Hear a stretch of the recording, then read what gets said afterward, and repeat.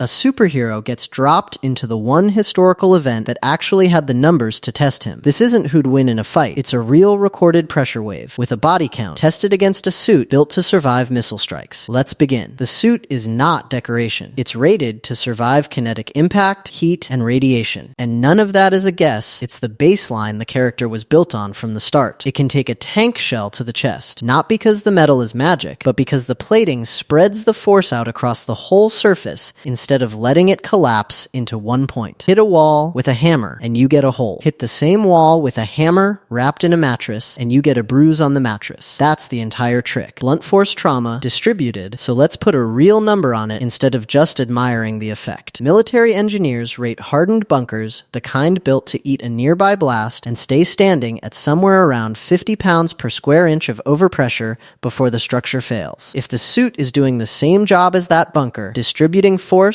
instead of absorbing it in one spot, that's a fair baseline to hold him to. 50 psi. Remember that number. 3 ratings on the sheet. 1 number to test the first one against. We'll get to the other 2. Before we drop him into it, it's worth establishing something. In the years after 1883, the Royal Society put together a committee to collect every instrument reading anyone had from over 50 barograph stations scattered across the planet. Some of those stations logged the pressure pulse passing by up to 7 times over 5 straight days, which means the wave didn't just travel far, it circled the entire Earth 3.5 times before the traces finally settled down. For scale, the largest nuclear weapon ever detonated by anyone, the Soviet Tsar Bomba, came in at roughly 50 megatons. Krakatoa's estimated yield was around 200 megatons, 4 times the biggest bomb humanity has ever built, and this one didn't have a delivery system. It just happened. The sound itself was heard on Rodrigues Island, close to 3,000 miles away, where residents reported it as the sound of heavy naval gunfire. 3,000 miles. That's the distance from New York to Los Angeles and most of the way back. So no, this isn't hype for a video title. It's the most heavily instrumented natural explosion of the entire 19th century. 10:02 in the morning, 27 August 1883, Sunda Strait, Indonesia. Krakatoa's third explosion of the day went off with that same force we just covered. 2/3 of the island stopped existing in the same breath. 64 kilometers away 40 miles, the British ship Norham Castle was still afloat. The captain wrote it down himself. So violent are the explosions that the eardrums of over half my crew have been shattered. My last thoughts are with my dear wife. I am convinced that the day of judgment has come. He survived. The ship survived. Half his crew's hearing did not. That's what 40 miles of open water does to a human eardrum. Somewhere around 5 to 6 psi of overpressure is all it takes to rupture one. Compare that to the 50 psi our suit is rated for, and the wave that ended a sailor's career as a functioning listener wouldn't even scuff the paint. At Norham Castle's distance, he's fine. Bored, probably, but fine. Here's where it stops being that simple. 100 miles out, in Batavia, a gasometer logged a pressure spike of 8.5 kilopascals, enough to blow the instrument off its own scale. Converted to sound, that's roughly 172 decibels at 100 miles, which is a number that stops meaning loud and starts meaning structural. Now here's how you actually find the line instead of guessing at it. Blast scientists use one simple rule. At a given distance, pressure scales with the cube root of the explosion's energy. Take a well-documented 1 megaton blast, find the distance where its pressure drops to 50 psi, then scale that number up by the cube root of 200 Krakatoa's yield in megatons, and you land at just under 7 miles. 7 miles. That's the real line, not a guess dressed up as one. Past that line, being rated for a tank shell stops being relevant. A tank shell hits you once, from one direction, for a fraction of a second. Krakatoa hits you from every direction at once, and it doesn't stop after one impact. You're not being hit anymore. You're being erased, one instant at a time, by an atmosphere that's briefly forgotten how to behave like air. It can walk away from Norham Castle's 40 miles without noticing. 7 miles out, he does not walk away. Nobody's suit fixes that. Nobody's suit was built to. Rating 2 of 3, heat. This is where it gets uncomfortable. Pyroclastic flows aren't just fast, they're an oven moving at speed, typically somewhere between 200 and 700 degrees Celsius, with the hottest recorded flows on Earth pushing past 1,000. Here's the actual problem with that number, and it's not really about the suit's rating at all. It's about what the suit is reportedly made of. A gold titanium alloy has been part of the character's design since the comics, and titanium handles heat fine. Its melting point sits north of 1600 degrees Celsius. No contest. blast. Gold does not. Gold melts at 1064 degrees. That's lower than the hottest pyroclastic flows ever recorded on this planet. So depending on how much of that plating is actually doing the gold part of gold titanium, standing directly inside the hottest end of a pyroclastic surge is the one scenario on this list where the material itself, not the design, might be the weak point. Outside the flow's direct path, in the surrounding heat and ash, he's almost certainly fine. Inside it, at the hottest recorded end, the metal itself is arguing with him, and rating 3 radiation sits this one out entirely. Krakatoa's fallout was ash and sulfur, not isotopes. Nothing to test there. That's 1 out of 3 ratings this eruption genuinely never touches. Here's the obvious counter, and it's a fair one. He flies. Get above the blast radius fast enough, and the psi math from segment 4 stops applying to him entirely. Except, the exit route runs straight through the one thing his rating never accounted for. Krakatoa didn't just make noise. It put a column of ash roughly 80 kilometers into the sky, high enough to plunge the surrounding region into darkness for 2.5 days, and its pyroclastic surges. Hot gas and rock, moving at speeds that regularly clear 100 kilometers an hour, crossed 40 kilometers of open water to reach the Sumatran coast. That kind of ash isn't smoke. It's dry, abrasive, pulverized rock, and it does not behave like an obstacle you fly around. In 1982, a different Indonesian volcano, Mount Galunggung, proved exactly what it does to anything that breathes air to move. British Airways Flight 9 flew through its ash cloud at 37,000 feet and lost all 4 engines within minutes. The ash wasn't visible on radar because it carried no moisture. Once it got inside the turbines, it melted, then re-solidified as a ceramic coating that choked off airflow entirely. All 4 engines died at once. The crew glided for roughly 15 kilometers of distance for every kilometer of altitude they had left, running restart drills the entire way down, and got 3 engines back before they ran out of sky. A suit rated for kinetic impact, heat, and radiation was never rated for particulate contamination. If his propulsion works anything like the systems that actually exist, the same cloud that would carry him clear of the blast is the cloud most likely to choke the exact system he's using to escape it. Here's the part that makes the flight plan worse, not better. The eruption's collapse triggered tsunamis that reached up to 40 meters in height, and they killed over 36,000 people along the coasts of Java and Sumatra, the overwhelming majority of the total death toll, not the blast itself. If the ash cloud slows him down or forces a controlled descent the way it forced one onto a fully laden 747, he's not escaping into clean sky. He's coming down inside the same debris field the wave is about to hit, in visibility bad enough to sandblast a windscreen opaque at the exact moment the ocean arrives to collect on Krakatoa's other bill. So here's the actual verdict in 3 honest parts. Kinetic, he wins comfortably past 7 miles out. Heat, he wins everywhere except standing directly inside the hottest recorded flow, where the metal itself starts to argue with him. Radiation never came up. This eruption doesn't have any. But none of those 3 ratings say anything about propulsion, visibility, or timing. And that's exactly the fight the ash cloud and the wave underneath it are picking instead. Beating the loudest sound in recorded history, passing 2 out of 3 ratings with room to spare, and still getting grounded by the weather. That's Krakatoa for you.